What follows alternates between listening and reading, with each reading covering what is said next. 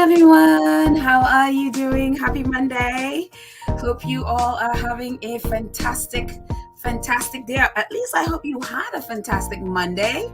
Welcome to Facts and Two Cents. As you know, we are a channel that supports the Duke and Duchess of Sussex, Harry, Meghan, Archie, Baby Lily, Mama Doria, Pula Guy, the chickens, the Invictus community, all of us here at Sussex Squad. Hello. Again, welcome everyone. As you know, we could be biased, we could be a little petty, or maybe a lot petty, depending on how you look at it. But anyway, we embrace all of it, so it is who we are here. So anyways, again, welcome guys. It is so great to hang out with you guys 2 days in a row. Yes. A little late. I know some of our UK squaddies are probably like, Pedal, it is midnight. It is, what are you doing? But if you haven't gone to bed yet and you're in the UK, welcome. Love you all. I will try to make this, not long, and try to do this earlier so we all our UK squaddies can join us. But anyways, welcome all my friends in the chat. Let's see who we have here. Khadijah, I said hello to both earlier, and Kathy and LDN Lady. Fancy is here, and Kanitha, and Rochelle is here. Hello, guys. And Black Queen, I think I should just put everybody on the screen there. Patricia, yep, here we are. Patricia and Mara, and Jacqueline, and Claudia. Hello, guys. And Carolyn, Grace. Hi, guys. Well, I am so happy to hang out with you. Oh, Felicia, did I get you? Felicia, let's see. Hildy is here and Felicia too. Hello, guys. So anyways, morning is over. Thank you, Lord. That's been a long morning period. And I mean, I don't need to be insensitive. I know some people were mourning. It was their mourning period, and so, but it's over. The royal mourning period is over, and so on to Archetypes 2, and we're all like, can we please get Archetypes episode 4 tomorrow? So we're all like, Spotify, we're getting episode 4 tomorrow, right? We haven't heard anything. They haven't said anything. So we just assume we're getting Archetypes, Spotify, Archetypes 4, episode 4 tomorrow. So fingers, toes, cross, prayers, going up to make sure that we get, we get Spotify Archetypes episode 4, which would be about Dragon Lady, or at least it should. That's what, that was the promo they did at the end of episode 3. So that's what we should be getting tomorrow, fingers, toes, and everything crossed. So I am excited about it. I hope you guys are. I'm sure if you're a squatty, of course you're excited about it.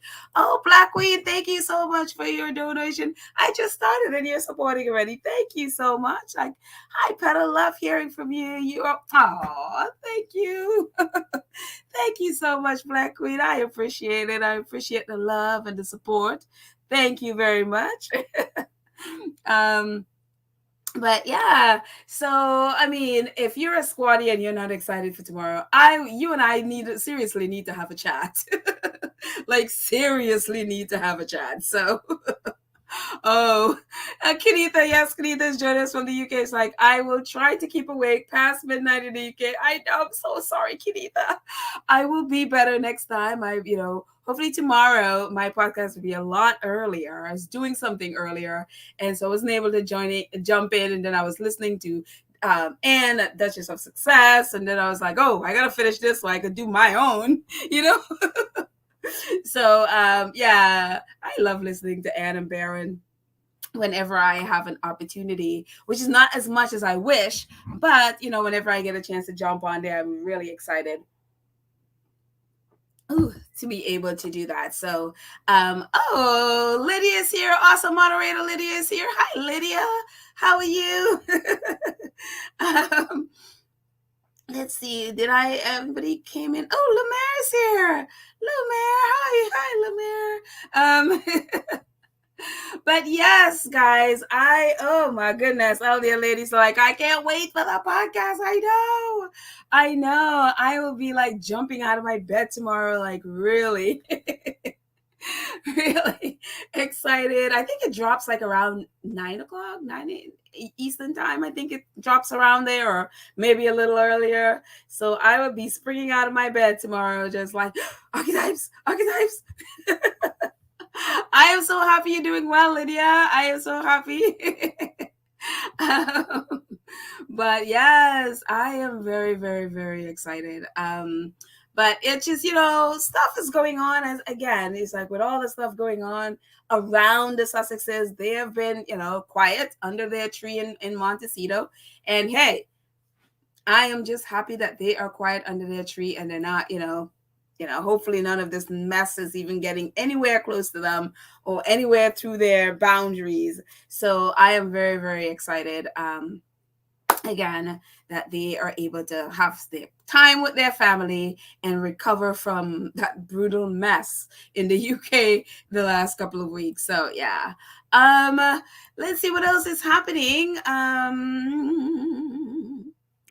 Jumping over this, oh my goodness, before Queen Elizabeth decided to she's like, let me just clear everybody's schedules. This was supposed to happen. Meghan was supposed to be a part of this event, and obviously, and because of the death and all of that, she had to pull out of it.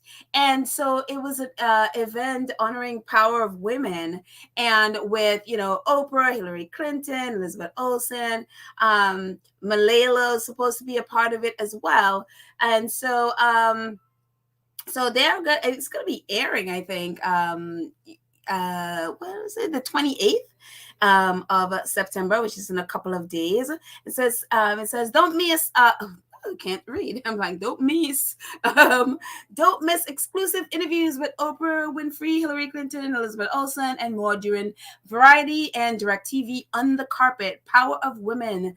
Pre-show streaming on Variety, Facebook, Twitter, and YouTube starting 6:45 p.m. at Pacific time. September 28th. It says the evening gathers an intimate group of philanthropic women who have been selected as Variety's honorees, as well as the most powerful women working in media and entertainment.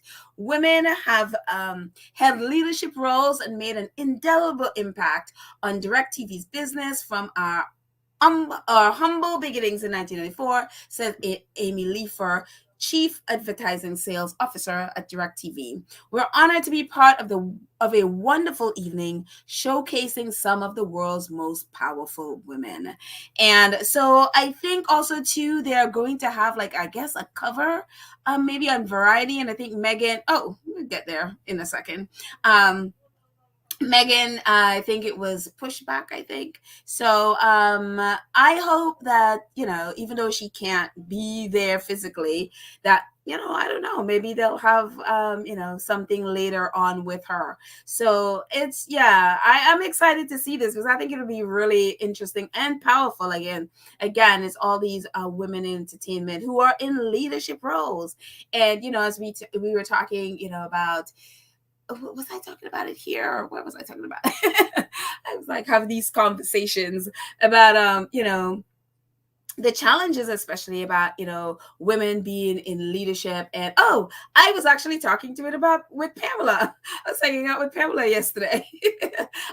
Pamela from here.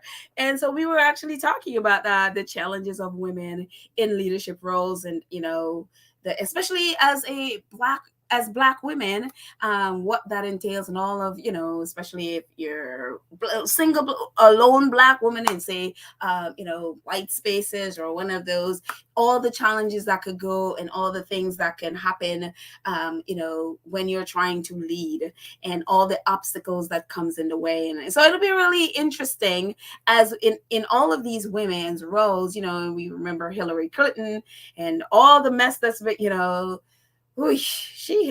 I'm telling you, she has had daggers come at her, man. Same thing with Oprah. every day you see something else coming at Oprah. And I love how these women have just been able to push forward and not allow those daggers to really, you know, deter them from going and doing the things that they want to do. Also, a part of this is actually also going to be Chelsea Clinton. She'll also be there. And so I just love it, and I think it's what is inspiring for me is actually what Tyler Perry was talking about. If the dog howled at the moon, nobody would care, but if the moon howls back at the dog, everybody's like, whoa. And these women have just lived a life of not punching down and not allowing the barks of the people would say smaller platforms and stuff to deter them from going and pushing forward and doing what they want to do. And I feel like Meghan is the same way. She, with all the things that has come at her, the fact that she is, not allowing it to deter her from what she is doing. I mean, that's why too I want to definitely tune in and watch this just to see and to hear how they've been able to get where they are and get through some of the struggles, as they're trying to and as they are actually leading. So I just think it'll be a fantastic. So again, if you I'm going to be tuning in on YouTube and to check it out. So hopefully you'll check it out. I'll put the link in the show notes. And so if you want to check it out on the 28th. So that'd be cool. That'd be actually a cool thing for us to chat about. So yeah, that'll be really awesome. Lady Bird says they cannot see a Black woman succeed. I'm telling you, a Black woman succeeding in this climate is just when you're able to push through all of that is a monumental. It's like climbing over like quite a few mountains to get to, like, for example, where Oprah is, and so many women, because there's so many things that would just tug at you to pull you down, So it is an incredible thing to see a woman succeed. And so, yeah. And sometimes it does feel like that, Lady Bird, like a woman can't see a Black woman. They can't see a Black woman succeed. Yeah. Because it's like, again, all those challenges in so many ways, especially for Black women. So, Elizabeth says, "Pedal my fairy good night, goddaughter." Hi. Just when I need some great news. I hope so. Hello, squaddies. Yes, tomorrow we'll all be celebrating, and fingers, toes, and everything crossed that we'll all be celebrating some fantastic news of Archetypes. And also, hopefully, whenever they're ready to feature Meghan, we'll all be celebrating that as well. So, yes. Absolutely. Wendy, women empowerment definitely need to be celebrated. Absolutely. Because, and I think too, there's so many times, when women are striving and when women are really, especially in these leadership roles, and they're trying to get big and they're trying to break through these ceilings, there's so many challenges. And also, especially when a lot of more than one are trying to do it, there's always a tendency to pit women against each other and then create this negativity around there. So it's always so great when you see them all come together. It's like, no, we are sisters. We're going to help each other, and we're going to, help each other to break through and smash those glass ceilings together. So yeah, it is definitely something to be celebrated, because again, so many times it's looked at and really reported in a negative. The people always look for the negative in that situation. Yeah. It's so funny because there's this big situation going on with this film, and there's this thing if you've ever worked in a film set, if you've ever directed a film, made a film, whatever, or you've worked in a film set, there's always drama. It doesn't matter what it is. There's always some kind of friction. It's like you're working close together. You're a bunch of creatives. There's always going to be drama. And so there's this film that came out that it's just all this kind of drama coming out, and all that is going on is sort of, focusing on the film is just pitting the lead actress and the director. And it's just like, I'm like, is there, I mean, is this the first time we're hearing that that there's conflict on set with a director and an actor? I mean, this is like in every film thing, or an actor and a male director. I mean, and so there's just been, and I just started feeling like, gosh, this is a normal thing. I mean, not even just on a film set. This happens in any kind of job. You'll have friction.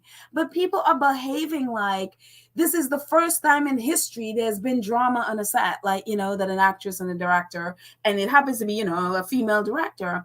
And I just started to feel like people are just attacking the female director. Look, she's not perfect. I'm sure she made a lot of mistakes, and I'm sure the actress made a lot of mistakes, but it has just been this thing going at her. And even when she does interviews, people are asking her questions that they would never ask a male director, who have done worse. And a lot of the male directors have done a lot worse. And nobody asked them, the kind of questions that they were asking her and probing into all the ins and outs of what going on the set. I'm like, you don't do that to male directors. And then a couple of days ago, Vulture then, wrote this article about, that there was a big blow up on set. And I literally had to tweet at the, whether he got it or not, I don't know. I have no idea. But I tweeted the reporter. I'm like, can you please just leave female filmmakers alone? Like, you are really just attacking. You're attacking. I'm like, is this the first time this has ever happened in a film set? Why are you targeting this female filmmaker? And so this is the kind of thing that, as women, when we're in positions where normally, say, quote unquote, a man dominates, when a woman is doing something and she's doing great and she's not perfect. But why should we hold, a female director to perfection when we don't do the same thing for men? And so for me, it's just, I get really upset when I feel like you are just targeting someone because you want to bring her down. Yes, she made mistakes, of course. So what? Gosh, there are literally pedophile directors right now doing work, and you're not targeting them, but you're going at her because what? There was a blow up on set? Like, hello. That happens on just about every film set, And so, talking about the challenges that women, and this happens in other places as well. You see VP Kamala Harris went the same thing for a while.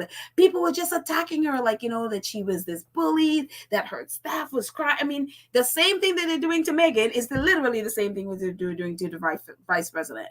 And so again, women in these roles have all of these things and held to these standards that people don't hold men to. And so, and again, for me, that's when I saw this, Wendy, is like, yeah, women do need to be like this. Women empowered need to be celebrated, because again, we always see they always come at it on a negative angle. So yes, I'm sorry, I just went off on a tangent there. Didn't mean to. I did not mean to. Sorry. But yeah, so hopefully everybody can be watching this on the 28th, and we can chat about it, and we'll chat about hopefully tomorrow, after we've seen Archetypes, again, fingers, toes, and everything crossed, we can also chat about it tomorrow as well. Let's see what else. Oh, yes, Netflix is casting for Prince Harry. So if you have a son that looks like Prince Harry, Netflix wants your son, especially if he's British, I think. But we talked about this before, and quite a few episodes ago, when they were casting the younger Prince Harry. I think this one is like teenager to like 20. And it must be, and I talked about this before, because it must be really weird if like Prince Harry's online and seeing a casting call for a young Prince Harry. I mean, that must be so weird. I couldn't imagine, going, browsing Twitter or something, some website, only to come across a casting for myself, and you have nothing to do with it. And it's just, that must just be the oddest thing in the world. Just completely creepy. But yeah, so if you are, if you have a son or someone in your family who would like to go play Prince Harry, definitely And I will, I'll put the link in the show notes. So that way, if you have a son or anybody want to do it, then hey, you can definitely do it. Oh, Wendy is talking, going back to our previous conversation, said sexism had not changed in the entertainment industry, but then again, anywhere a woman is in charge, men have issues answering to women in power. Absolutely. This is a huge issue. Absolutely a huge issue. Donna says, I will give Hillary credit for speaking out on Meghan's behalf, but I was so disappointed in Michelle Obama for being neutral and not calling it what it is. I felt the same. I absolutely feel the same. Absolutely feel the same. Maybe it was that time. Maybe she just, at the time when they were asking her, she was trying to promote her show and she probably didn't want to. But then again, they are very much, their Obamas are very much royalists. So unfortunately they are. And so can I say I'm surprised? Not, but it was pretty disappointing to see. Yeah.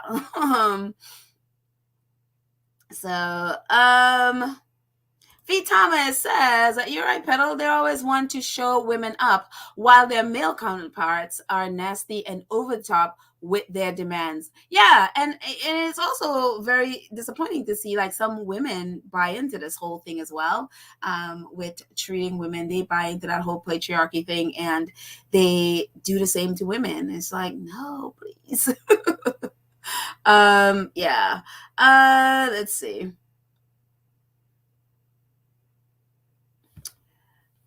Oh, Lady Bird says they will use Freddie Redmayne for the older Harry for sure. Oh, you mean Eddie Redmayne? Oh, he might be a little bit older now. I mean, I don't remember. I don't know how old he looks like. I know he has a kind of a young face, but I would think he would be a little bit old to play 20. I think. I mean, I have to go back and see what Eddie Redmayne looks like. I hadn't paid attention to him lately, and so I don't know. But a younger Eddie Redmayne would totally be. I could totally see. Absolutely.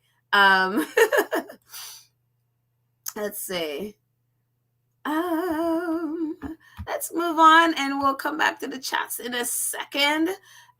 Just so I can finish up. It's actually just a few stuff.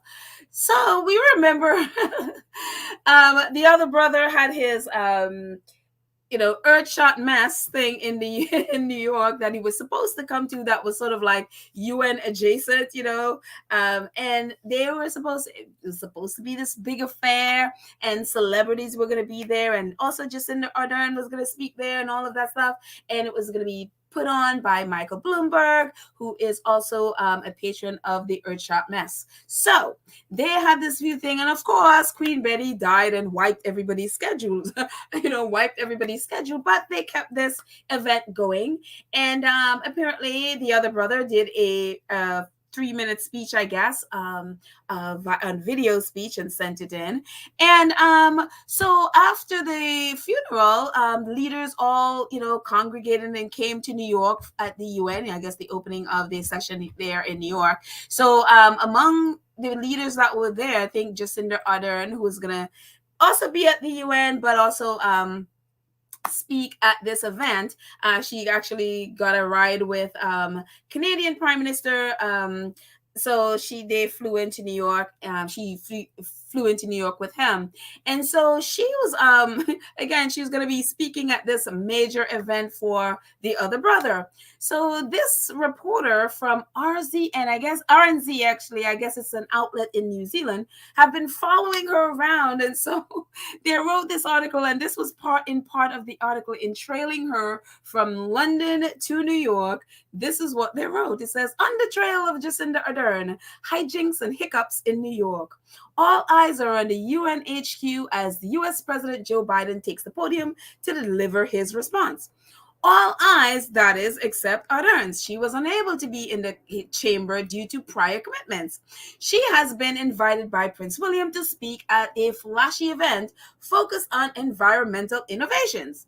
reporters had been assured of its star-studded nature, but quickly learned actress Cate Blanchett promised appearance is in the form of a video message. The team sticks around to the bitter end to see whether Hollywood star Matt Damon is there in the flesh or similarly pre-recorded. Almost 2 hours into the event, Damon saunters out on stage, delivers a one-note 3-minute speech, and then leaves. Reporters immediately packed up their laptops and follow suit. I just thought it was hilarious. So I love how deadpan New Zealanders are. It is just, and I love it because it's like, again, it was just supposed to be this major star-studded event, and they carried on, even though many people had canceled their things. They decided to put it on, and this big PR thing that they were going to do, that it was UN adjacent, turned out into a 3-minute other brother speech. Cate Blanchett is a little speech, and then Matt Damon comes out and be dry for 3 minutes. And so it was just like, that is so Kensington Palace, isn't it? It is so them. That is just like, And okay, you can say, well, okay, they're in the UK, they're dealing with a funeral, whatever, Michael Boomer's thing. And again, I don't know the whole, it could have been, just this reporter's experience because he was looking for stars to be at this event because they were assured that it was going to be a star-studded thing. And then only to see something dry, and they're like, well, we just packed up our laptops and go. And it's kind of what I thought. It's, again, when we remember why this stuff was planned in the first place, was because Prince Harry was at the UN, and the other brother always feels like he needs to compete. He needs to compete with Harry, and it always is a mess. And so hopefully this... after this, it's like, does that bode well for their, whenever that the event is in, I think is in Boston somewhere, wherever, it doesn't bode well for that, say word of mouth, because if this is what they're,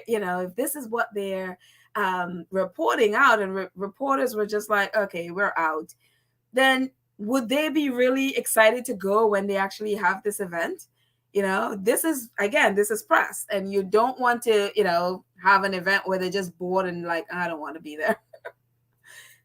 So it's just very, very interesting. But anyways, again, that's what happens when you're simply there trying to copy your brother instead of having your heart and soul into something. But anyway, moving on.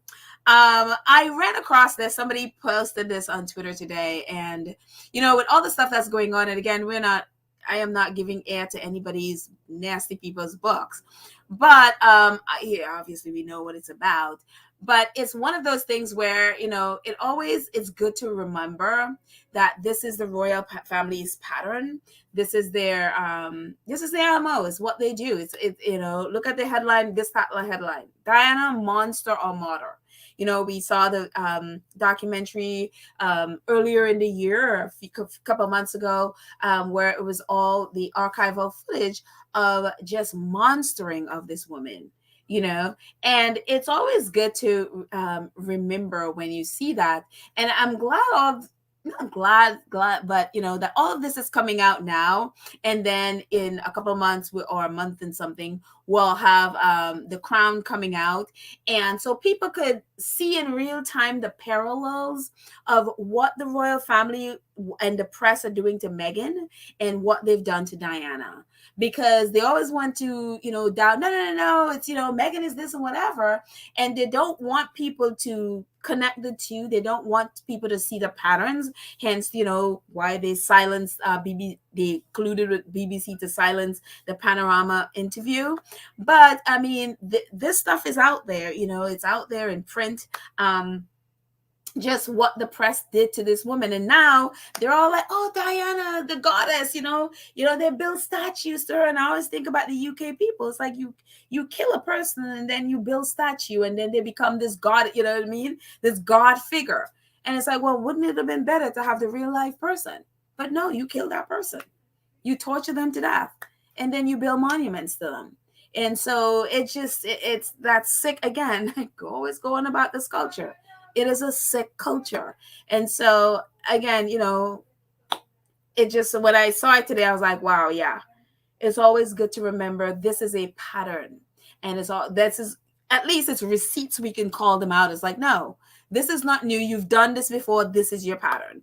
And everything they're saying about Meghan now is exactly what they said. I mean, we've done, I think it was last year, an episode where we talked about, how all the things that they said about Princess Diana, how she was a bully, she was screaming at her staff. I mean, it's literally the same thing. It's literally the same thing.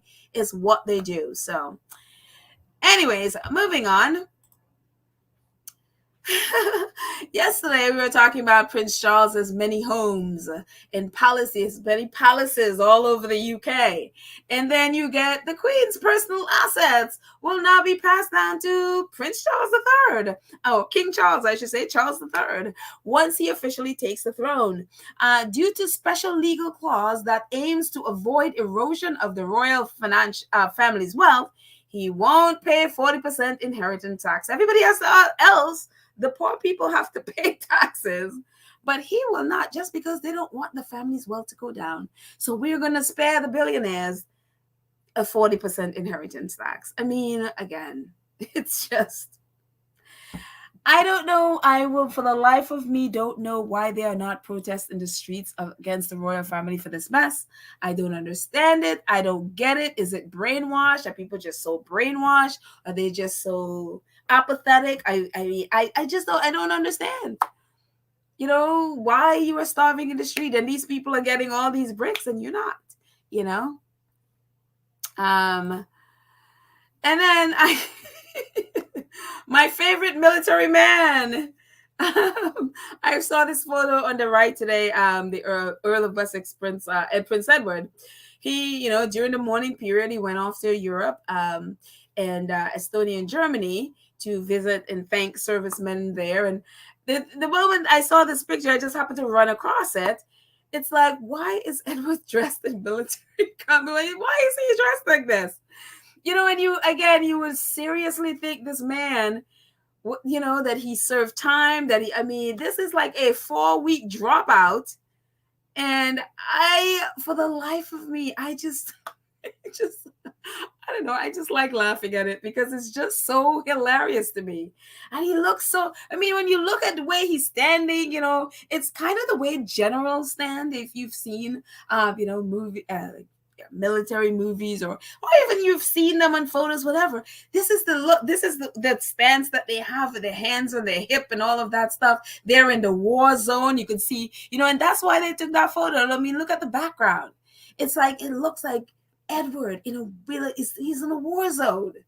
And it's just like, dude, where do you get off? And it's so fake. It is just so fake.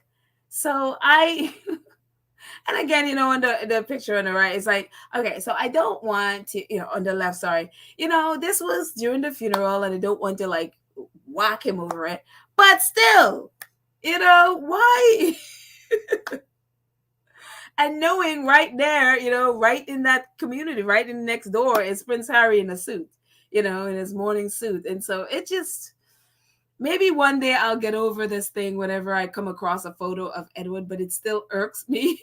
I laugh, but it's so irritating, especially when men and women who actually served and just the traumas that they've going through and have gone through. And to see this man in this, just, cosplaying, in Halloween costume. And it's so wrong. And I don't understand why, again, why the military, they don't protest, like, fine, come and visit us, but don't wear our clothes. You're not worthy of this. You did nothing to be wearing this, and so I don't know.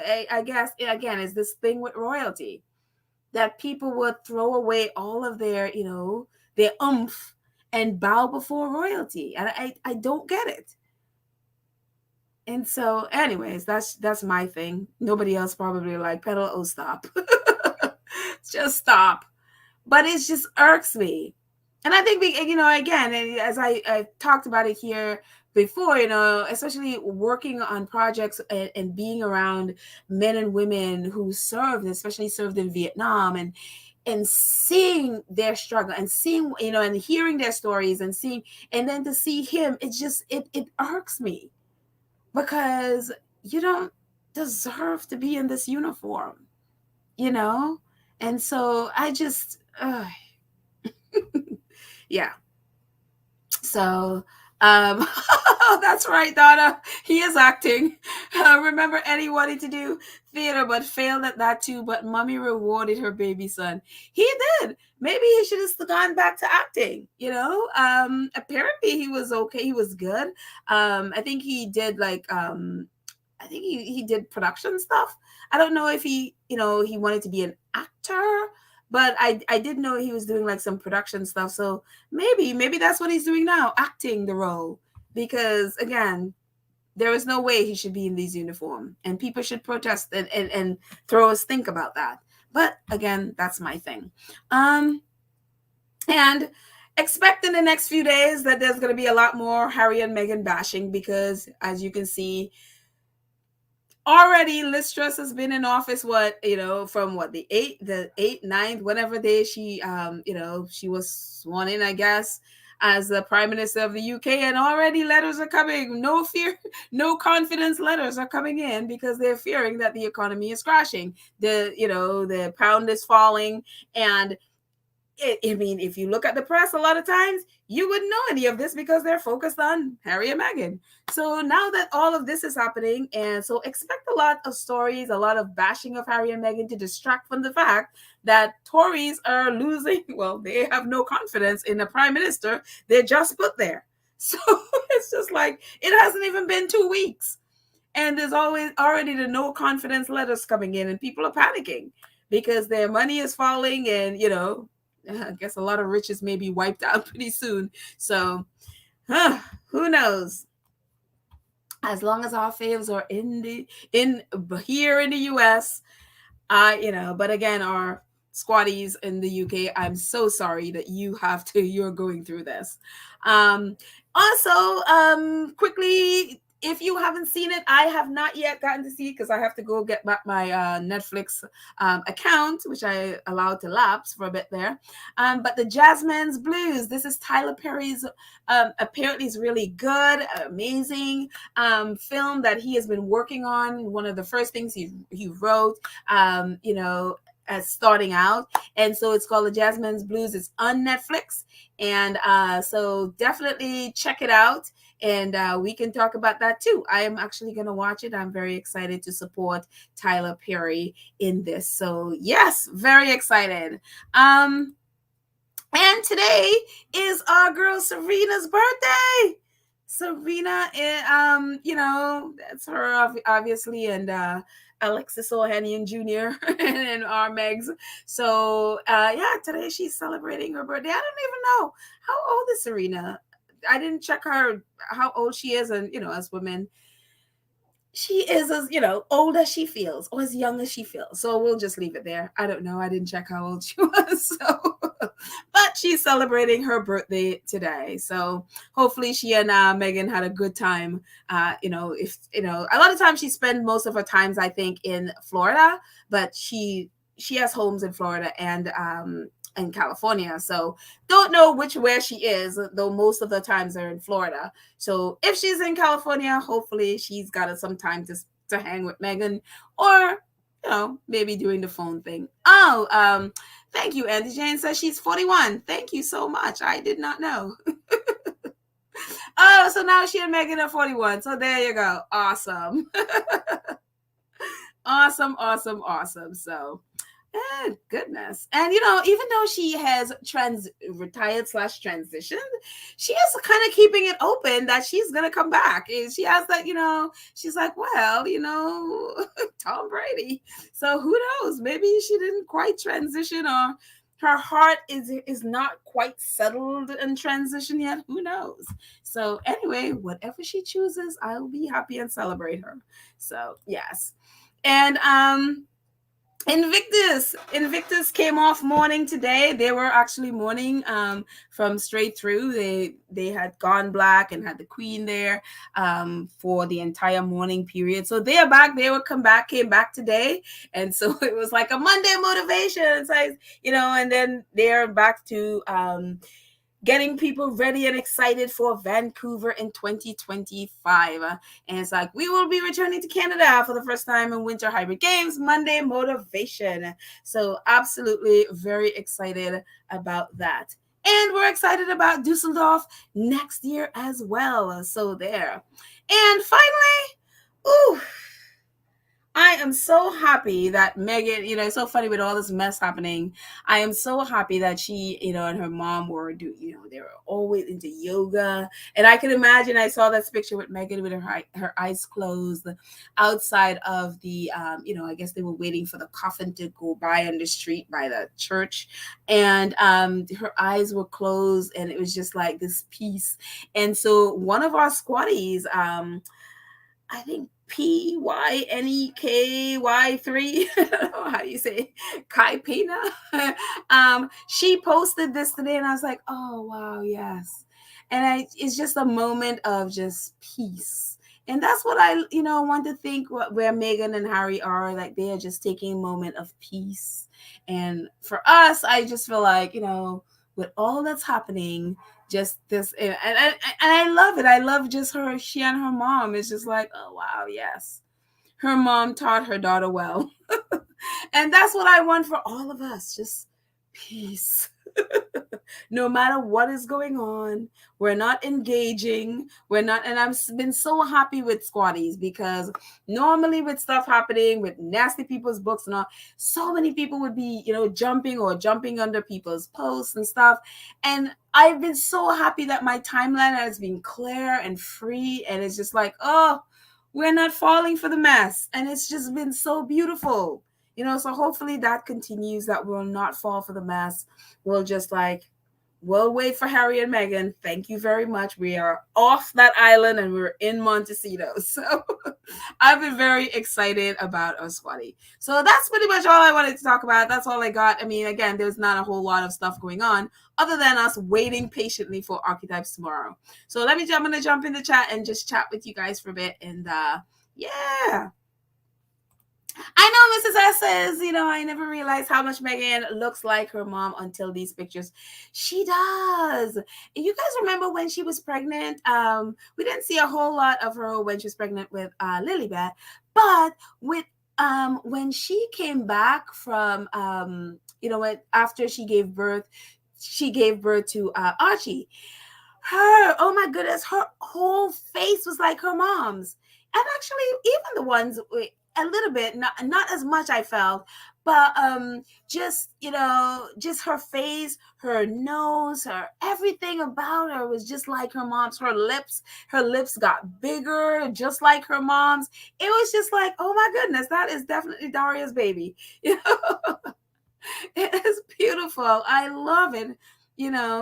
Daria is one beautiful woman. So let's say Joan Hickey says, LOL, seeing Kate, Fiesta, and Camilla described as capable and able is hilarious. Edward and Edward the chocolate soldier, LOL. he is a chocolate soldier. That's the best thing you can say. It's like definitely those medals of chocolate, At least I can eat it and have some fun. Sylvia says, Polo, thank you for not falling for the book mess. Yeah, no, I'm over that. I am so over that. Absolutely over that. So yeah. Those people just, the way they just lie too much. So yeah. Black Queen says, poor Daria. She was closing her eyes because she knew the pain her daughter was about to endure. Pretty sure she was reeling from seeing her daughter cry on her wedding day. She was crying? I didn't realize she was crying on her wedding day. Oh, I think I missed that. But I'm sure she probably she's leaving her daughter in a country and among these people. I don't know how much she knew about Diana. I know during the Oprah interview, she had asked Meghan. Meghan had said that Dory had asked her if Diana had ever done an interview, and so she had told her about Panorama. So I don't know how much she knew about these people, but I would know that after all that Meghan has gone through, goodness, grievances, she must be doing this a whole lot, because Lord, it would be hard to keep my I am so blunt and upfront and sometimes maybe a little in your face a little bit. I don't know how she could keep this calm. I don't know. I mean, it takes a certain type of strength and inner calmness that I just don't have. I need to develop that, I think. Annie says, thank you, moderators, for keeping us clean. Yes, absolutely. Thank you, thank you, thank you. It is a beautiful thing to go through and not have to deal with, obscenities and stuff like that. And yeah, I'm very happy. Let's see. Going up, I'm just scrolling through. Oh, I didn't realize that. Thank you, Sylvia. Says, Megan's friend says she's very spiritual. Oh, okay. There you go. There you go. I know that she goes to church, and I've heard that Daria's mom goes to church. I don't know if Meghan and Harry goes, but I know they said Daria went to church. So yeah. Oh, thank you. Huge hugs to you. Big group hug, Mrs. S. Absolutely big group hug. Let's see. Yeah, it's so funny. Everybody's like, yeah, she looks like Daria. She really does. That's her mama's baby there. Oh, Sylvia, I think you're it. I'm jumping on yours a lot. She's like, Serena's husband might have whisked her off someplace special. He actually does. Like, he would just like, okay, we're going for dinner, and they end up in Paris or Italy or something. I mean, to be that wealthy. Yeah, we're going out to dinner. You just, hop on a hop on a private jet, and we have dinner in Paris. Oh, the joy, Michael Miller. Hi, Michael says it's unbelievable that Those Magazine is giving Princess Meghan an award in November for her contribution to charities. She keeps thriving and winning and outshining all of them. And yeah, I mean, that's right. Do you guys remember which magazine? I think it was GQ that I read something that says that it was an award ceremony that was supposed to be early September or early August or something like that. And Meghan and Harry, because they were at the time when they were going to be in the UK, wouldn't have been able to do it. And I think it was postponed. So for later on this year. So it's very interesting that, that with all the stuff going on there, they're like, oh, but we want to give you an award.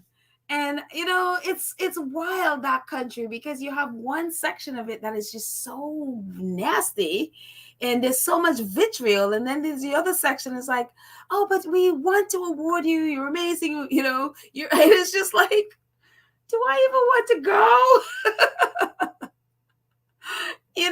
Because I'm like, in my heart I feel so protective of Meghan, But yeah, you're so right, Michael. In spite of all of that, she definitely keeps thriving and winning and outshining them all. And that's why they're mad. That's why they're so angry, and want to take her down. There's definitely an agenda taking her down. Let's see. Scrolling up.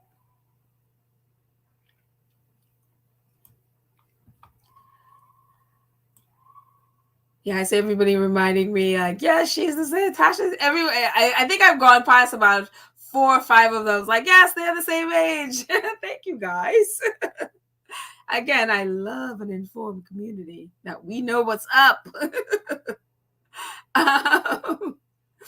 Let's see. Oh, Cookies and Cream is here. Hi, Cookies and Cream. Our awesome moderator is here. Hello and welcome, Cookies and Cream. Let's see. Let me scroll up and see.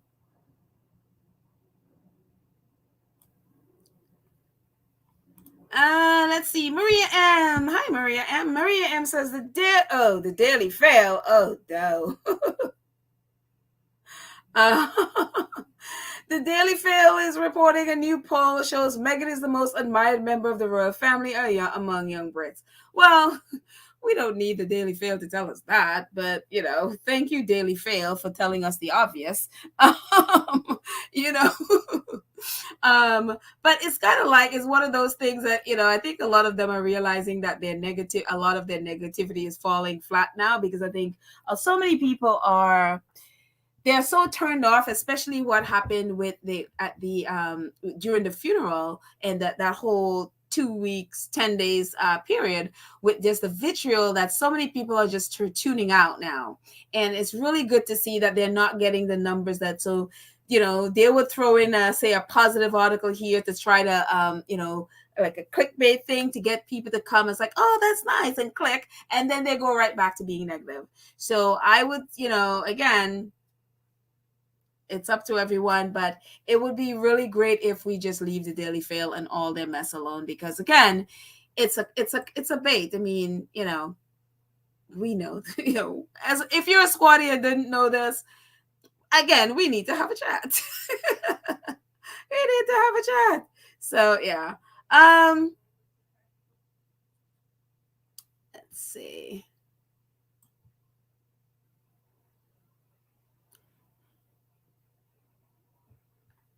Let's see.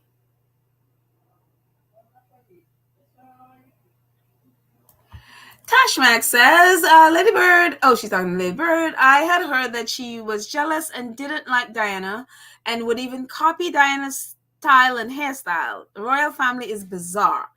Not sure who you're talking about. I mean, I have heard, the only person I know I've heard about the hairstyle thing would be Sophie Wessex, Sophiesta, Ford Fiesta. So I'm not sure who you're talking about, but I had heard about that hairstyle thing with Sophie. So who knows? I am going to go up and see what y'all talking about here.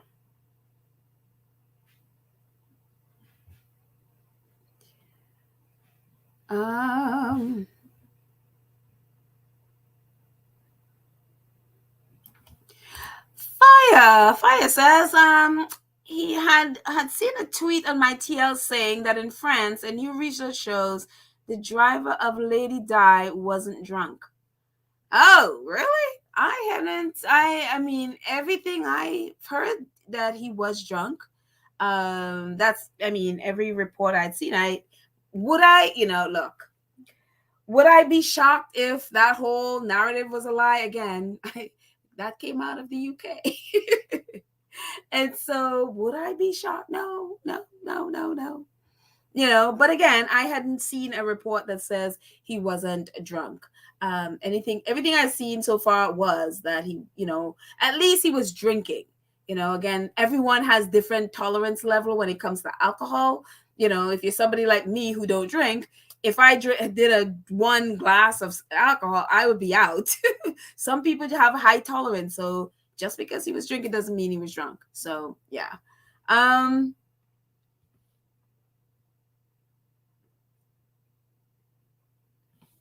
Ladybird says, Tashmak, apparently Diana intimidated her and made her cry the first time they met. That's the same lie they told about Meghan. The same lies, just different names. I did not. I mean, I'm assuming y'all are talking about Sophie. That's who. Who knows? It just the one thing with the royal family, they are creatures of habit. They do the same thing over and over, and I think that's why they try to change history and erase things, because they don't want people to know that they've done it before. And so because they're just not people that they're just not good enough to come up with new things. So yeah. Emerald says, Meghan said her faith is stronger than her fear, so she is good. Emerald, perfect. Thank you. Absolutely. Wendy says, during her daughter Meghan wedding day, she was praying no harm came to the daughter and her husband. And she's not probably, I'm sure she's still praying that prayer. She is definitely still praying that prayer. Verda, hi Verda. Verda says, living in this world and going through what we go through, especially Princess Meghan, we need God every day, all day, and we need to keep praying for that family and our families for hope and for love and hope. Absolutely, Verda. Absolutely. Prayers and prayers and more prayers. So yes, thank you so much. Kenitha says Meghan didn't cry on her wedding day. Harry cried, and I'm sure that he wished that his mother was there. He cried. I mean, I think I saw him got a little, I don't know, a little sort of emotional thing. I didn't realize he cried. Oh, I guess I didn't watch close enough. Oh, okay. So Meghan didn't cry, but Harry cried. Harry wears his sleeve, his emotions on his sleeve anyway. So yeah, totally. I could see that. I could totally see that. Let's see.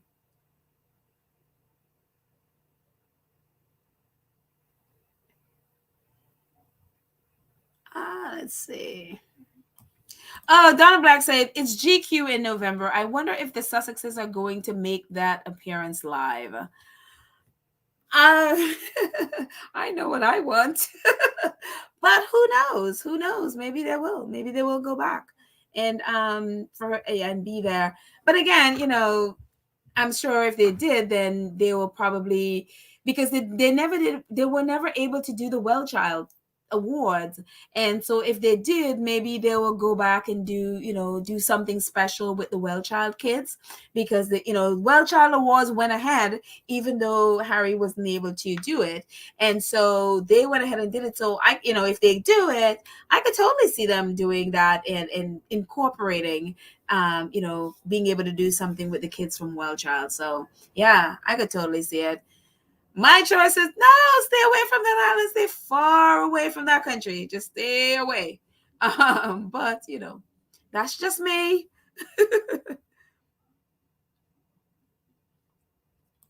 Raquel says, I'm glad organizations aren't scared off by the derangers.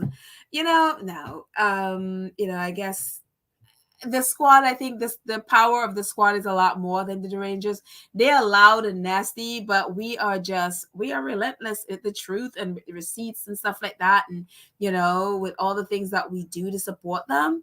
So I think we are just when you think in terms of things we want to trend, we get it trending. So, and I think people, and again, with all these organizations that Harry and Meghan work with, we also go in and support them. We also go in and really, whatever they're doing, we're sharing it. And I think squaddies go in there and probably a lot of their engagement is us.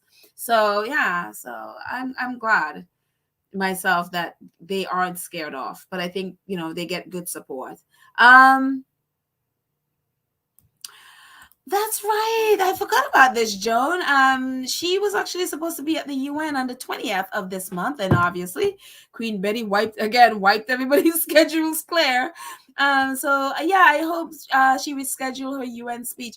Was she doing a speech, or she was just attending the session? I don't know. Well, if she's doing a UN speech, hey, I would definitely hope she's able to reschedule it.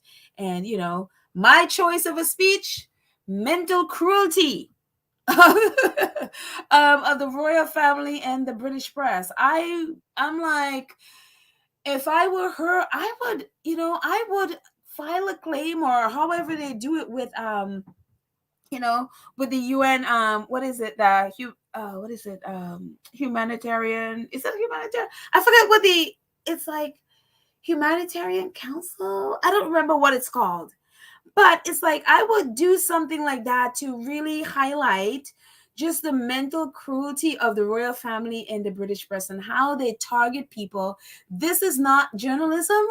This is really targeting people to create harm, to cause harm, and to cause death, really, which is what they're doing. And it's not just Meghan. They've done that to so many people's lives. I mean, we talk a lot about Carolyn Flack and the others that they've done it to, but people did just really go in and destroy people's lives. And I would just look, I would just put them on notice on a world stage. I would shame them. If that was me, I would seriously shame them on a world stage. And I would do it in front, do a speech about it, if that would be me. So that other people coming up don't have to go through the same mess. And I feel like it's time that the spotlight of the world shine on the mental cruelty of the royal family and the British press. Look, I really think that's something that and I remember we read the speech from the UN Secretary General a few episodes back, and one of the things he talks about, is about social media platforms and how it destroys communities and destroys mental health and all of that stuff. Well, it's not just social media, right? It's just a lot of it is abusive press.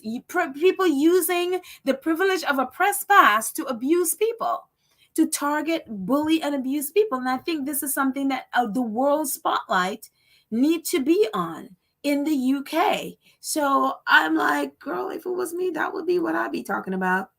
I would definitely be putting really shining a spotlight on the royal family so that the world understands that, again, it's not just Meghan, that they have a culture of abuse, especially, against women.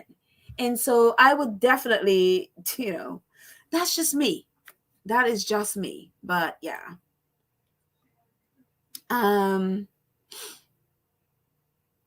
Let's see.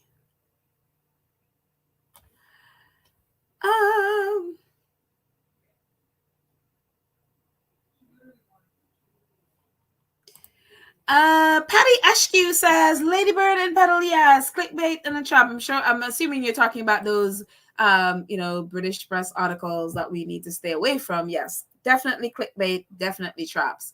And again, those are clickbaits. They are there for engagement. They don't care what you say. They don't care if you agree with them or not. They just want your engagement.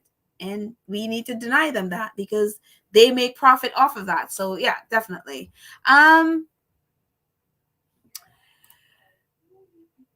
Mrs. S says, featurette, the English rose is such a mean thorn. Every now and then she drops her shield and we see the real her. She could have had a friend in Meghan if she was not so jealous. I mean, they could have had all of them, really.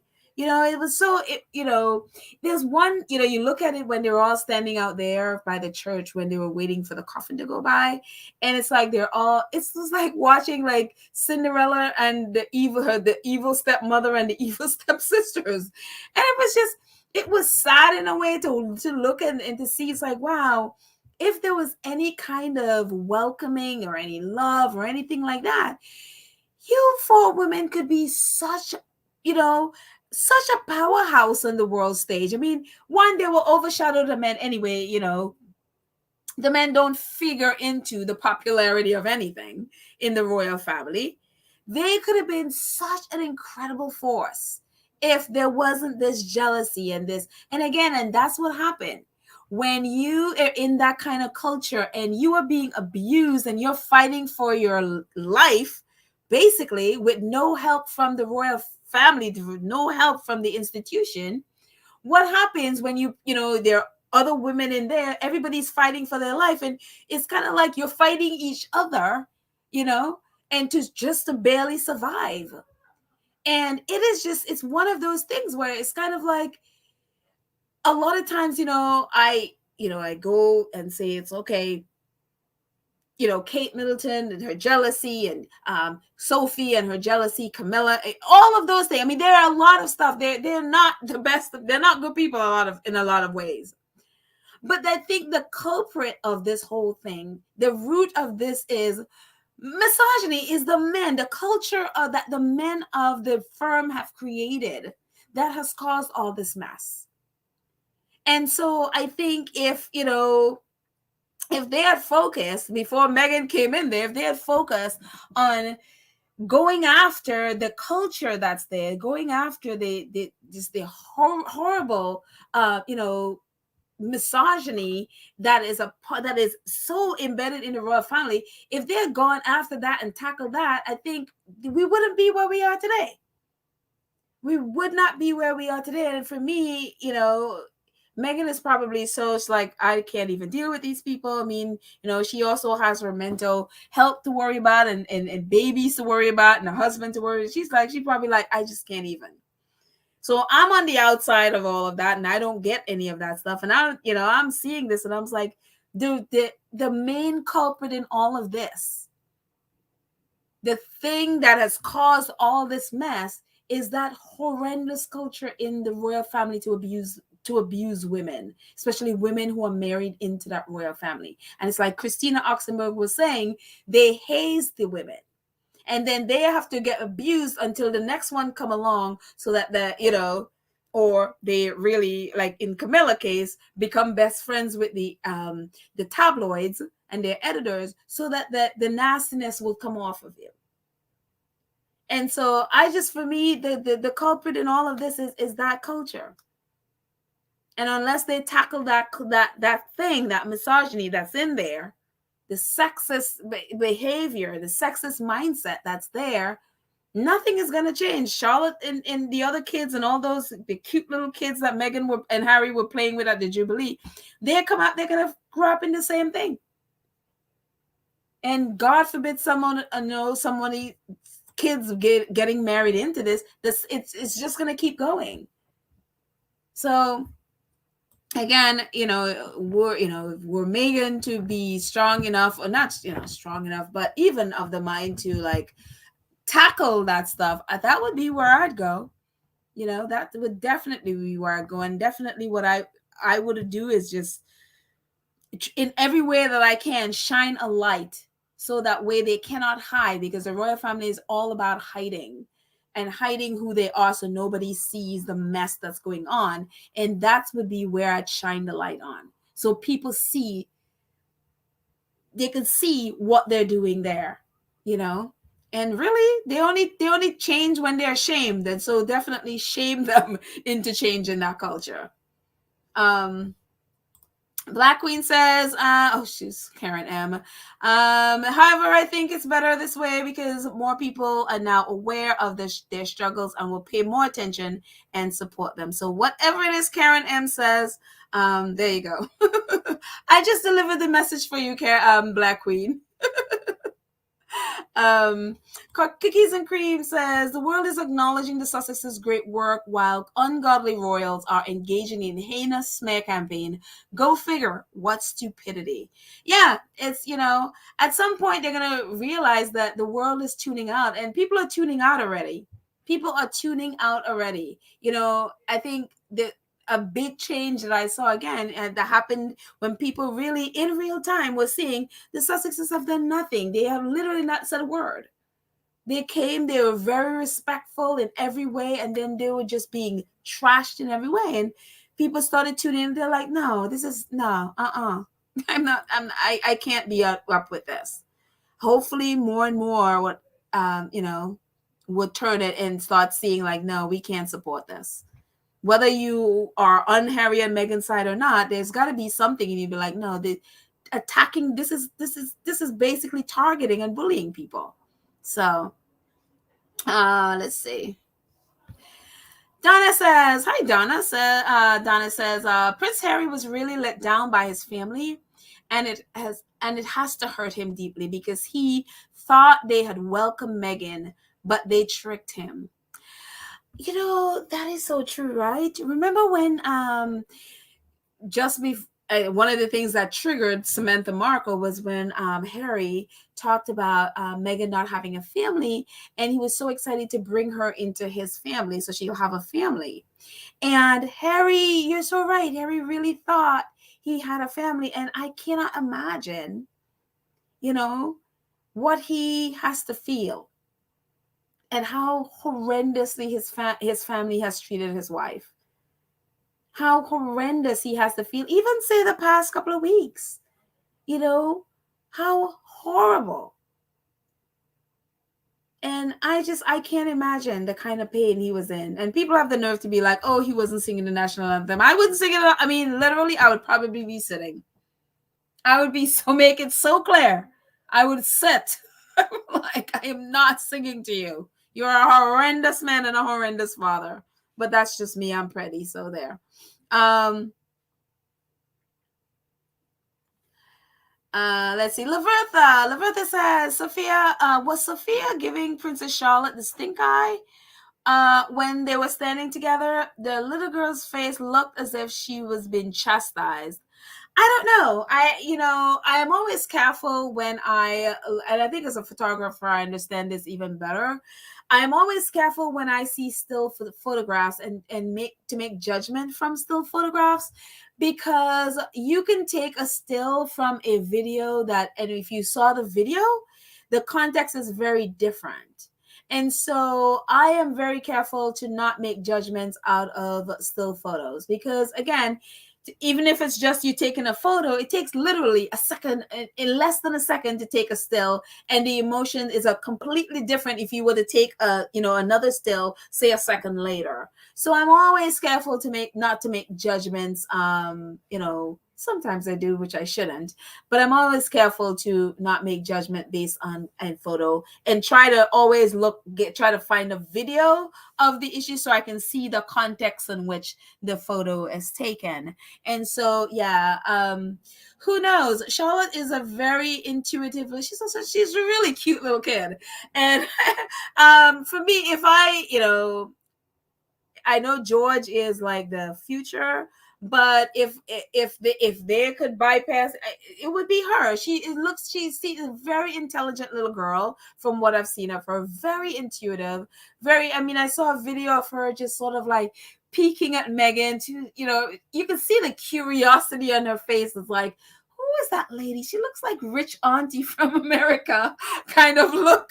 And when they were in the church and at St. George's Chapel, I think that was where Meghan got married. Was that where Meghan got married? I think. But you can see her peeking up, and she is very, very, I think, very intuitive. And so, who knows? She could have picked up on whatever it is, Sophie. But all the pictures I saw of Sophie, and I saw the picture that you're referring to, she had that look on her face through the whole thing. So whether it's a stink eye or whatever, she literally had that face on. So it could just be a mourning face, and then, who knows? If it is, would I be shocked? No, absolutely not. Absolutely not. So, yeah. Oh, Naughty Doctor, thank you so much for your super sticker. She's like, Justin, did we hear major TV stations in the UK are allegedly being censored? I am sure Charles III is aware of what happened to Charles I. Parliament still has the power to dethrone. Look, my thing with that is, we saw this happening. I mean, people like, I can't believe, the royal family is trying to get BBC and all the stations to censor. Everyone stood there and watched the royal family censor Princess Diana's panorama video, documentary or interview. What do you think was happening at the time? It's what they were doing. You allowed them to, basically put that interview in a vault, never to be seen again. That is exactly what they're doing. What they're doing is rewriting history. Because in that same time, remember, William came with the lies of, it was because of that interview that destroyed my, deteriorated my parents' marriage. And it's like, that is such a lie. Your father, the year before, was talking about he started seeing Camilla because, their marriage was irretrievably broken a year before this interview. And so even in that moment, William was lying and trying to change history. And this is what they've been doing all along. It's a reason why the Squad just about every article pertaining to royalty, especially the Sussexes, we archive them, because any call from the royal family, they will change it. And so we archive to get the original, and then we can see the change. That's what they've been doing all along. That's why Royal_Reporter, I talk about her all the time. That's what she does. She archives everything. And if I come across something that I always check to see if it's archived, then if it's not, I archive it as well. And a lot of squaddies do the same thing. They have been doing this mess all along, and people have not been paying attention. Squaddies have been talking about it. We talk about this all the time. But yeah, it's even today I saw, people, even in entertainment, like, oh my gosh, so does that mean, is BBC going to fight? I'm like, BBC have been laying and rolling down and kissing the royal family feet and licking their boots this whole time. Have you not noticed? So am I shocked that they want to censor things and pull out? We talked about it in, I think, a couple of episodes ago about the things that they want to censor. Mike, Zara's husband looking at his watch while they are there at the vigil thing. He's there looking at his watch. They want to take out Edwards, and he was crying and wiping his tears with a very large hanky. They want to take that out. George, either it was tears or he's just scratching his nose. They want to take that out. They also apparently they want to take out, because the BBC had shown Rose Hansbury coming in. And also, what's her name? Prince Philip's quote unquote special friend and his special friend's daughter. Someone was saying they were watching they were, I guess, watching it back on YouTube, and those were already out. When Rose Hansbury came in with her husband and this girl, the commentator stopped talking when it happened, and now it's off. They have already taken that out. They want to take out when the spider was crawling by the cars and on the flowers. They want to. I can understand that, taking that out. But it's a human moment. Not that the spider is human, but stuff happens, and the spider is there. They also want to take out, because Beatrice and Eugenie left. I guess they left the congregation early and went wherever it is they went. They're taking that out. So they've been taking stuff out. Will BBC and the others say, no, we're not? I know French TV are like, no, we're not doing it. And they showed all the things that they wanted to take out. But would I be shocked if they? No, absolutely. They've been doing it all along. So yeah. Let's see.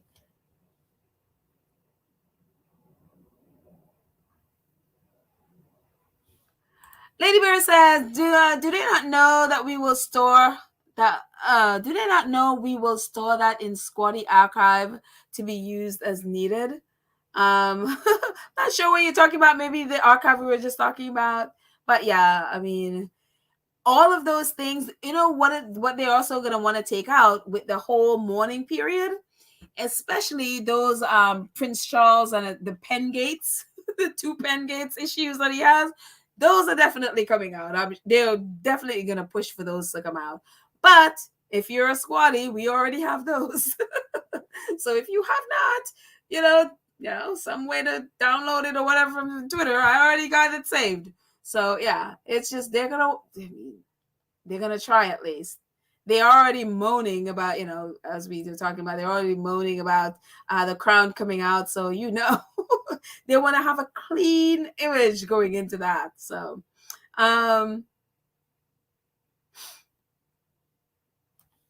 Gwendolyn says, Harry and Meghan knows it would do them no good to get in the gutters with those vipers. So true, Gwendolyn. So true. You don't ever want to go into a pig pen and fight with a pig. One, you're going to get dirty, and 2, the pigs love mud. They're in their home. They love being in the mud. You're going to get dirty and trampled. I don't love mud. So yeah, it's the same thing.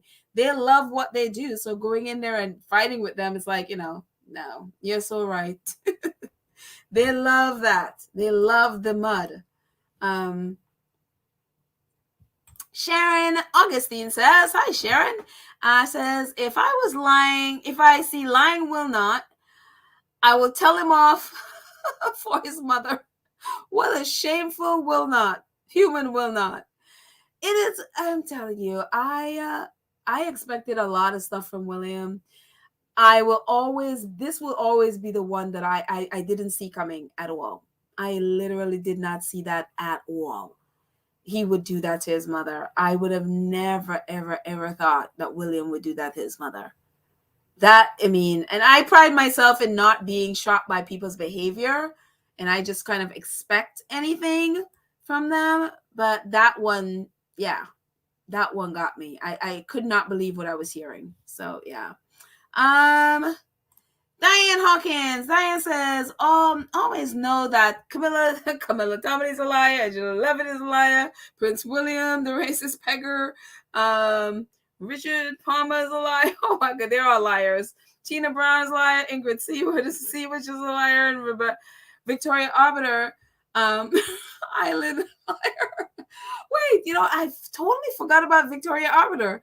I guess she has given up her, white woman's tears and has gone back to whatever she is doing, because for a minute there she was really trying that white woman's tears to get away with her lies, and so I think she realizes that nobody is buying it, and so she has not been. I have not seen her. I forgot about her again, so I haven't heard her going on interviews trying to make excuses for her lying. So yes, I guess she has thought better of that idea. Sylvia, you're it. I keep coming to you. Says, I agree that is why Tina Michelle could never understand why people do not speak out in the UK. Think it's the voice it's the voice should have defended Meghan. If we're talking about the voice, the paper, yeah, I mean, yeah, absolutely. I would never understand. I don't understand. I really don't understand why there is not outrage, in defending more of people being vocal about defending her, as opposed to, I think the thing that irked me on Twitter is to see people with large platforms and their whole contribution to defending Meghan is, I wish the tabloids would stop talking about Meghan. And I'm like, can you just not tweet that? Just maybe not say anything, because you have such a big platform. You can be so much more powerful than, I wish they would stop talking. Well, you know what? They're not going to stop talking. What are you going to do about it? You are in media. You have a platform. Can you maybe call out one of your colleagues who is doing it? And so, yeah, I would never understand it. Let's see, a couple more before we jet out.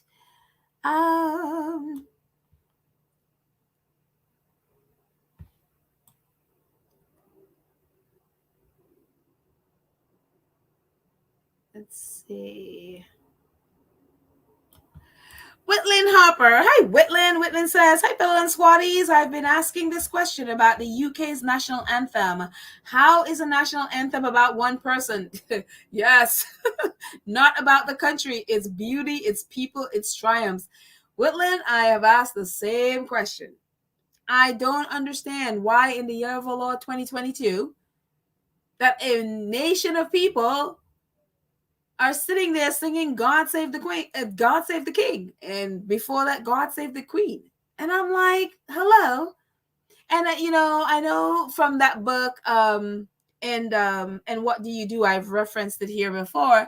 That was one of the things. I think it was him, or it was another MP trying to get the anthem changed. But a lot of MPs and stuff are royalists, and so they couldn't get it passed where they can get the anthem changed. Because again, just like you said, why are you singing about one person? And it would be something if the person was elected by the people. This is an unelected person. Nobody put you there but yourself. You put yourself there and your family. And I would never, ever understand. I don't understand either. Sorry, Whitland. We're in the same boat. We are in the same boat with that one. Um, Hi, Nevers Walters. Hello, Nevers. Nevers says, Petal, I am grateful that every word Diana's managed to document is the unadulterated truth. Charles is exactly what Diana said so many years ago. In these era of social media, he thinks, he think hand truth. I'm not sure what you mean there, but yes, I totally agree. And one of the things, it's Princess Diana was smart, man. And what I loved about what she did was that she used all the medium that was available to her. She gave newspaper interviews. She did interview like Panorama. She also did a book. And thank God she thought to do all those things, because what if she had only done the Panorama interview? And look at what they did. They censored it. And so when they were throwing a stink last year, about the crown, and obviously Prince Charles and Camilla were getting a beating for their nasty ways. And they were like, no, and they were just really throwing a stink about it, and the royal reporters were throwing a stink about it. What did that Netflix do? Netflix was started promoting Diana in her own words, and it was genius. It was absolutely genius, because they were like, no, it's all false, it's all fake, and Netflix started promoting Diana in her own words, which is a documentary that is on their platform. And people were like, yeah, this is what Diana said. Yes, some of these situations were, creative license, whatever, but generally this was the truth. And they have to shut up. And that's the thing I love about what Diana did. She had the recording of the book. She had the book. She had the Panorama interviews. They also have interviews in the newspaper, whatever. She used all the mediums that are available, because if they, and I'm sure she had to think that the royal family would in some way try to censor something. And she was completely correct. If they could censor her book and that recording, they would do it. But they know they have BBC in their back pockets, so they went with that one. But the good thing about, that has happened, even though they censor that, a lot of what Diana said in that interview, she had already put it in the book. So we know what she said, because she already said the same thing in the book. The only thing I think that was really different was when she said there were 3 of us in that marriage. So that was that famous quote, there were 3 of us in that marriage. But just about everything else she talked about, she had already talked about it in the book. So we have that. So yeah, that's why I'm glad that Harry and Meghan, they did the Oprah interview. There is the Me You Can See, and it's the Me You Can See, that video that did, it's over 20 million views right now. Meghan has her podcast. Harry's now gonna, do his memoir, and hopefully someday, if Meghan is up to it, she'll do a memoir as well. They're gonna do, hopefully this historical documentary, which, it would be kind of cool if at the end as a bonus, at the end of The Crown, we get Harry and Meghan's story. That would be kind of cool. That's what in my mind I was thinking, oh, that would be their true story. That's just what's but maybe I shouldn't say anything, because somebody hear this and think it's true. No, that's just Petal's vision. So but yeah. But I'm glad it's like you use all mediums just in case people try to censor you. Let's see. Cookies and Cream says, I hope that the Me You Can See clip is still trending on social media platforms. It's important to keep it trending. Many people need to see it. Yeah, absolutely. It's still going around, not as it was going around a lot faster during the funeral, but every time I see it pop up, I retweet or something. So many people, again, a lot of people are still saying they had not seen. I think they had done such a job on that in the UK, especially. The press just went after it so badly that a lot of people did not see it. And so even people in the media are saying, oh, wow, I didn't see this. And so glad people are discovering it.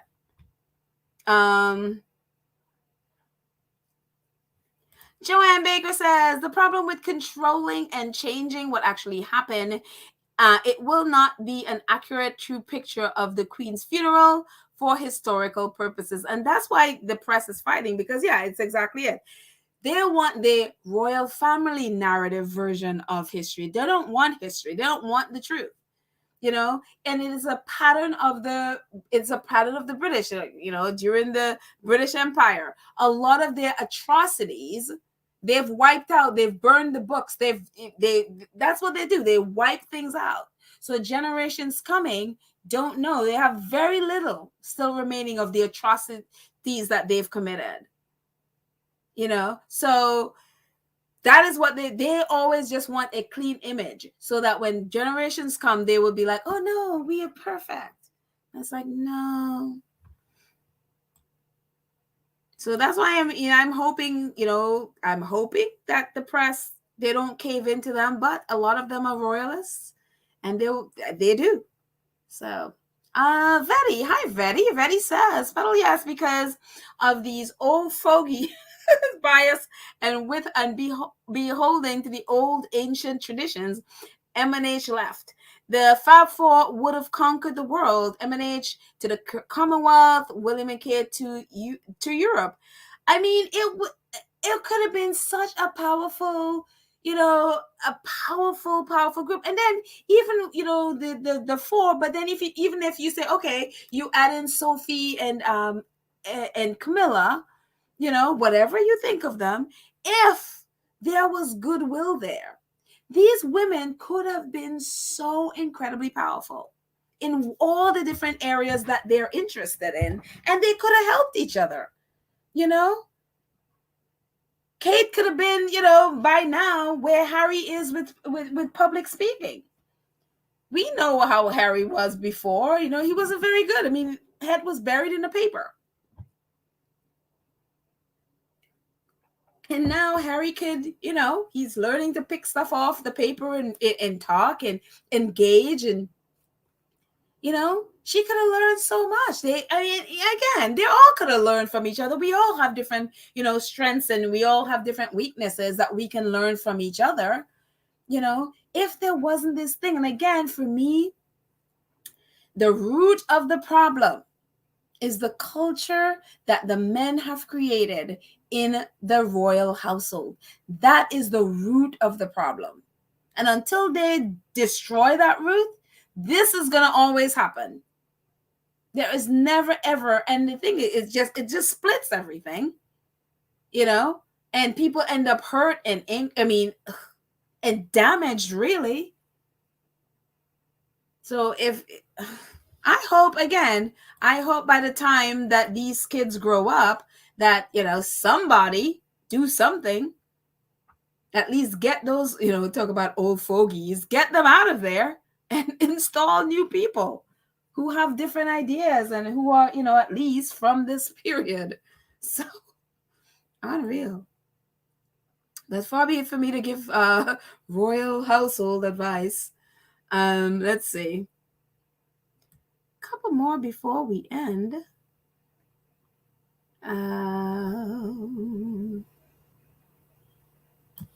Lydia, awesome moderator. Lydia says they put the crown before everything, even parent and child.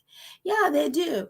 They absolutely do. Even before the Queen. I remember Omid was writing an article where it talks about it doesn't matter. It doesn't matter what your stature is, whether queen or down. The crown comes before you, your feelings, your emotion, your health, your well-being. The crown comes before it. And again, for me, the crown, the crown is the British government. They are the ones, controlling this. And they basically use the royal family and hide their dirty deeds behind the royal family. This is like, for me, this is like a government. It's a government entity. And the royal family pretty much just have to do what they say, including the king and queen. So The people, for me, the people who really have the power in the royal household are the people that that, again, they're all, a lot of them are government officials. Those are the people with the real power. Let's see. I keep saying a couple more. Raymond Waynick. Hi, Raymond Waynick the third. The second. Sorry, Raymond Waynick the second. I've never seen you on here before, Raymond. Welcome. Raymond says, "Why are Charles and William so terrified of Harry's memoir? Sell them the memoir for 120 million." Charles has access to the stolen 87 billion, so shouldn't be an issue. At least the press says there, and again, the press exaggerates a lot. So, I'm sure they're concerned. I'm sure, because again, the royal family, they don't like people, they don't like the spotlight shining on them because they want to hide their deeds. And so, look, as we always say, if they have nothing to hide, then if they have treated Harry and Meghan well, then they have nothing to be worried about. So yeah, but that's interesting. Yeah, give them 120 million, and then they unbelievable. I don't think Harry will go for it though. I want him to be able to share his side. Think people are, at least I am here, tired of hearing royal reporters talk about them. I want to hear it from them. So yeah, but interesting suggestion though. Absolutely interesting. Let's just bribe you there, Harry, so you won't publish that book. So,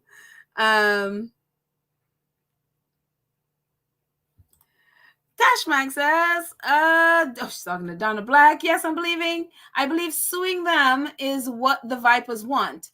That is why the books and language gets more blatant and racist and vile. Yeah, I agree with this. They definitely want Harry and Meghan to sue. Why? Because when you sue, then there's that discovery period where you have to basically give them your life and expose your life and what's going on. And that's what the press wants.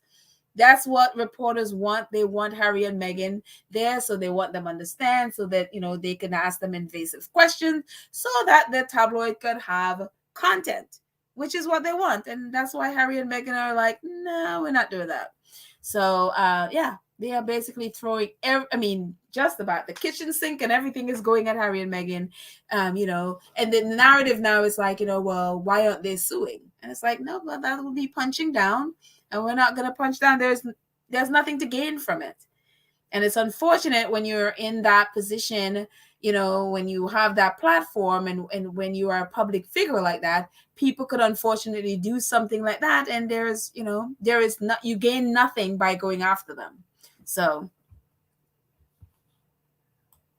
let's see.